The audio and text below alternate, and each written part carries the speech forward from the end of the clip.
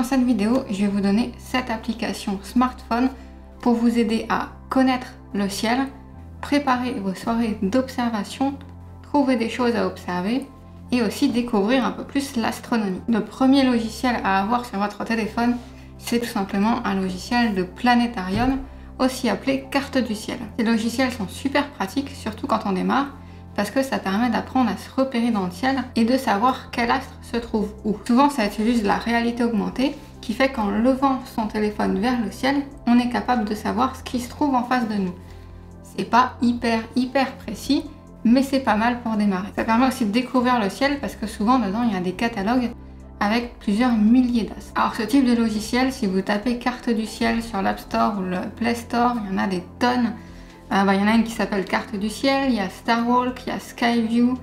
Alors, il y en a vraiment beaucoup. Les plus complets et réputés par les astronomes amateurs, c'est Stellarium, qui est disponible en version PC, Mac, tablette, smartphone, enfin partout. Et Sky Safari, qui est disponible sur Mac, iPhone et Android. Ça permet plein d'autres choses, c'est des logiciels plus poussés, ça permet notamment de piloter son télescope à distance. Personnellement, j'utilise Sky Safari parce que j'aime beaucoup l'interface.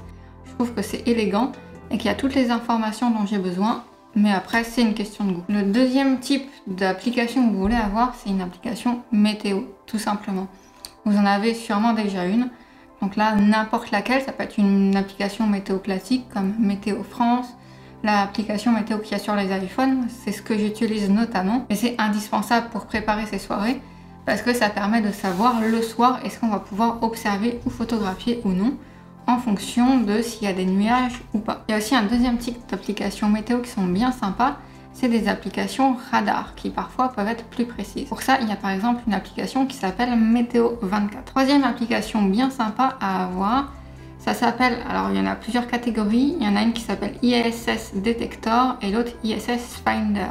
Ça fait la même chose, en fait ça sert à vous indiquer où se trouve la station spatiale autour de la Terre en ce moment et surtout à quel moment elle va passer au-dessus de chez vous.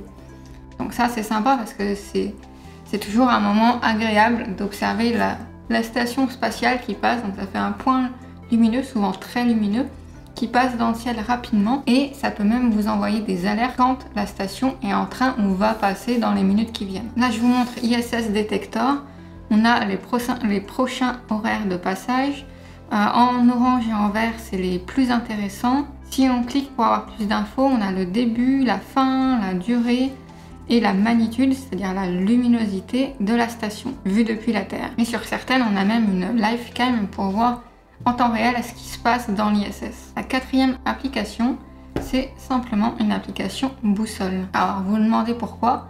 Ça, c'est surtout quand on installe son télescope. Par exemple, quand on veut faire une mise en station avec une monture équatoriale, on a besoin de connaître le nord. Généralement, on utilise l'étoile polaire, mais parfois, on ne peut pas voir l'étoile polaire et donc on utilise une boussole.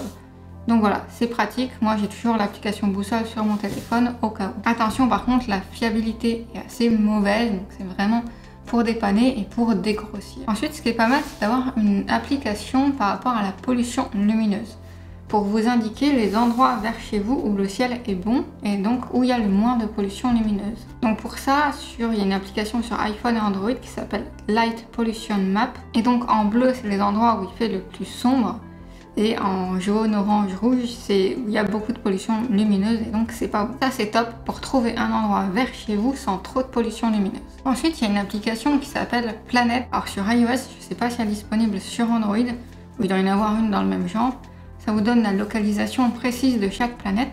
Alors ça, une application Planétarium le fait aussi, mais vous avez aussi un onglet assez visuel de quand chaque planète est visible ainsi que ses heures de lever et de coucher. Et pour le fun, vous avez aussi des cartes 3D qui tournent de la Terre et de la Lune. Et enfin, dernière application, alors un peu plus fun comme ça, c'est une application de la NASA qui s'appelle Astronomy Picture of the Day. Au départ, c'est pas juste une application, c'est la NASA choisit chaque jour une image d'astronomie, une image phare. Et donc du coup, ça sert à quoi? Simplement avoir une jolie image chaque jour, mais aussi de pouvoir découvrir des nouveaux astres, puisque chaque jour vous avez un nouvel astre. À savoir que donc il y a l'application sur smartphone, mais il y a directement aussi un site web si vous n'avez pas envie d'installer l'application. Voilà, vous avez de quoi vous amuser. et faire de belles observations. En bonus, si ça vous intéresse, j'ai créé un e-book qui s'appelle le guide d'observation des constellations et qui vous apprend pas à pas à repérer toutes les constellations les plus connues en hémisphère nord. Si ça vous intéresse, vous pouvez télécharger ça ici et le premier lien dans la description. Sur ce, je vous dis à bientôt et gardez la tête dans les étoiles.